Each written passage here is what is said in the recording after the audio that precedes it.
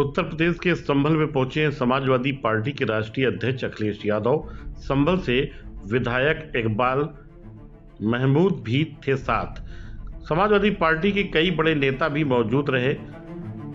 वहीं जियाउर रहमान को टिकट देने के लिए नारे लगते रहे। संभल के दीपा सराय स्थित डॉक्टर शरीफुर रहमान बर्फ के आवास पर पहुंचे हैं अखिलेश यादव। अखिलेश यादव समाजवादी पार्टी के राष्ट्रीय अध्यक्ष हैं। संभल में जोरदार स्वागत हुआ है राष्ट्रीय अध्यक्ष अखिलेश यादव का। आइए सुनते हैं क्या कहा उन्होंने मीडिया से मुखातिब होकर। तरीके से जनता ने सम्मान दिया है, ये बहुत कम लोगों को मिलता है। जीवन भर जिसने सेवा की हो, मदद की हो, तभी इसी तरह का प्यार मिल सकता है और सम्मान के साथ जनता आ सकती है। वो उस कड़ी और उस पीढ़ी के नेता थे जो कभी कोई बात छिपाते नहीं थे। अपनी राय, अपना सुझाव या अपना तर्क बहुत स्पष्ट रूप से कहते थे। कई मौके आए जब उन्होंने अपने लोगों की बात रखी। हो सकता है कुछ लोगों को ना पसंद आई हो, लेकिन कम से कम वो ऐसे व्यक्ति थे जो अपने लोगों की बात बहुत सफाई से रखते थे। वो कभी कौन नाराज होगा, कौन क्या सोचेगा, इसके बारे में कम सोचते थे, बल्कि जो बात सही होती थी वो ज्यादा महत्वपूर्ण समझते थे। लोकसभा में मैंने उनको देखा। कई मौकों पर विपक्ष के लोगों ने आवाज बुलंद कर करके उन्हें दबाने की कोशिश की, लेकिन मैंने अपने आगे देखा, आंखों से देखा कि वो किसी के दबाव में नहीं आते थे। जो बात उन्हें कहनी होती थी वो कह के रहते थे। तो ऐसे नेता को हम लोगों ने खोया है। वो अपने जीवन भर मेहनत कर करके बहुत बड़ी राजनीतिक विरासत इस परिवार को देके गए। इस परिवार को एक बहुत बड़ी पहचान देके गए, जहां वो कई बार विधायक रहे, सांसद रहे, कई दलों में रहे हों। आखिरी में समाजवादी पार्टी में भी थे, पहले भी समाजवादी पार्टी में थे और दल में भी होके आए, लेकिन जनता के प्रति और जनता से जुड़ाव हमेशा बना के रखा उन्होंने। हमें उम्मीद है ये परिवार जो राजनीतिक विरासत बख्श साहब देके गए उसको लेकर के जाएंगे, उसको और संभालेंगे और सजोएंगे और इस विरासत को आगे ले जाने का काम करेंगे। यूपी के कानपुर से खबर आ रही है कि फर्जी आधार कार्ड से यात्रा करने के मामले को लेकर समाजवादी पार्टी के विधायक इरफान सोलंकी पर आरोप तय हो चुके हैं। इरफान के वकील शिवाकांत दीक्षित ने बताया कि इरफान पर फर्जी आधार कार्ड से हवाई यात्रा मामले में सपा विधायक इरफान सोलंकी समेत 7 आरोपियों के खिलाफ कोर्ट ने आरोप तय किए हैं, जिसकी अगली सुनवाई 18 मार्च को होनी तय हुई है। जांच मऊ आगजनी मामले में एफआईआर दर्ज होने के बाद इरफान सोलंकी ने फर्जी आधार कार्ड से हवाई यात्रा की थी, जिसमें इरफान के साथ अन्य 6 लोग न्यायालय के द्वारा आरोप तय कर दिए गए हैं। महाराजगंज जेल में बंद विधायक इरफान सोलंकी के खिलाफ आचार संहिता उल्लंघन के केस में भी आज नहीं आएगा फैसला। इरफान के वकील शिवाकांत दीक्षित ने कहा कि उत्तर प्रदेश सरकार ने इस मामले में हाई कोर्ट में एक याचिका दायर की है। याचिका पर फैसला होने के बाद ही कानपुर कोर्ट में आएगा फैसला। फिलहाल इरफान को अभी जेल में ही रहना होगा। इरफान वाले मामले में फर्जी आधार कार्ड वाले में आरोप तय होगा। आरोप तय हो, क्या आरोप तय हो और क्या भीख मिली हो, क्या मतलब कितने लोगों पर आरोप तय? इरफान सोलंकी के खिलाफ एक मुकदमा हुआ था, जिसमें उन्होंने ये कहा गया था कि उन्होंने किसी और के आधार कार्ड पर कानपुर से मुंबई ट्रैवल किया था। उस मामले में 9 लोगों के खिलाफ एफआईआर हुई थी, जिसमें उनके भाई रिजवान सोलंकी का भी नाम था।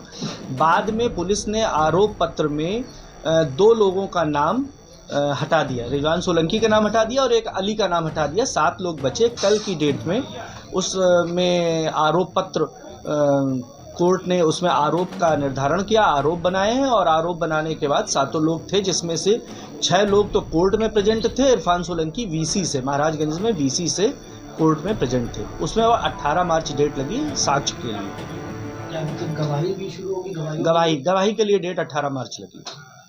लगातार इरफान के कई केसेस लगे हैं जो पेंडिंग, किन केसों में सुनवाई होने वाली है और किन केसों पे आरोप तय होगा, किन केस पे फैसला आने वाला है? देखिए, 2 मुकदमे इरफान के जो बिल्कुल मैच्योर हैं, जजमेंट के लिए डेट नियत है।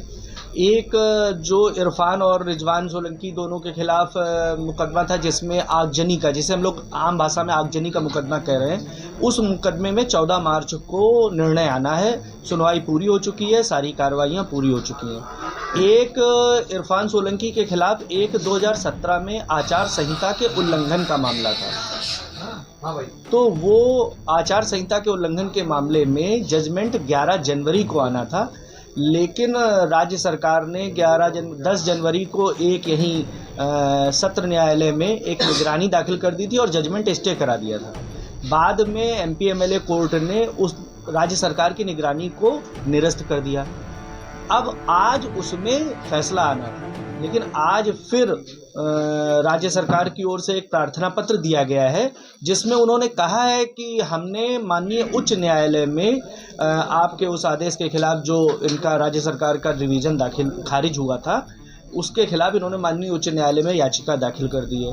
तो यानी वो इसका भी जजमेंट रुकवाने के लिए, राज्य सरकार इसका जजमेंट, आचार संहिता वाले मामले का जजमेंट रुकवाने के लिए माननीय उच्च न्यायालय में उन्होंने याचिका कर दी। याचिका में क्या राज्य सरकार द्वारा कहा गया, क्योंकि पहले जजमेंट आने वाला था फिर उसमें स्टे लिया जाता है, आज जजमेंट आने वाला था फिर उसमें जो क्या कहते हैं उच्च न्यायालय में मतलब याचिका दाखिल है। क्या लग रहा है, क्यों नहीं जजमेंट आने दिया जा रहा है और क्या याचिका दाखिल? ये तो माननीय राज्य सरकार के जो सुविज्ञ लोग हैं वही बता पाएंगे वो ऐसा क्यों करना चाह रहे हैं।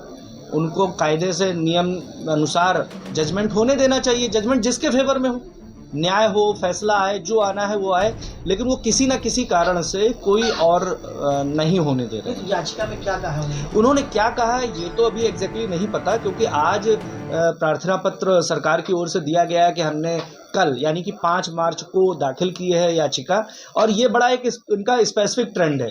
जब 11 जनवरी को जजमेंट आना था तब इन्होंने 10 जनवरी को यहाँ पर रिवीजन दाखिल किया, स्टे कराया। अब जब आज 6 मार्च को जजमेंट आना था तो इन्होंने 5 मार्च को, ये कह रहे हैं कि हमने 5 मार्च को दाखिल किया है, लिखित में इन्होंने यही सूचित किया है कि हमने 5 मार्च को दाखिल कर दिया है।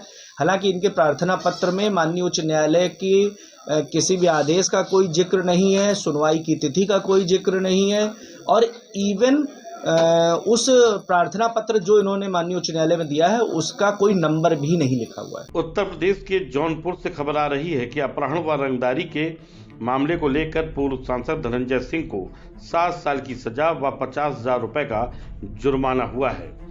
निमामी गंगे के प्रोजेक्ट मैनेजर अभिनव सिंघल का 4 साल पहले अपहरण कराने, पिस्टल सटाकर रंगदारी मांगने, गाली गलौज व धमकी देने के आरोपी पूर्व सांसद धनंजय सिंह को 7 साल की सजा सुनाई गई है।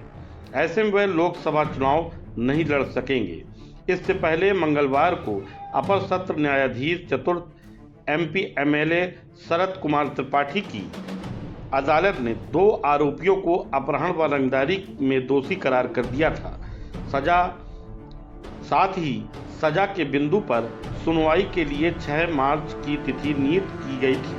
पूर्व सांसद धनंजय सिंह, संतोष विक्रम सिंह को इन धाराओं में हुई है सजा।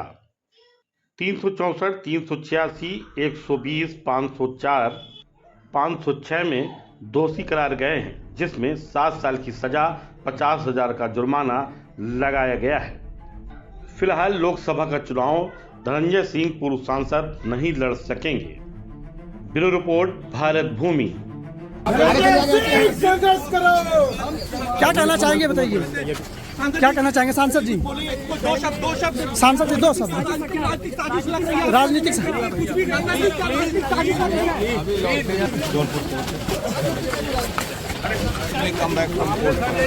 कोर्ट का सम्मान कर रहे हैं।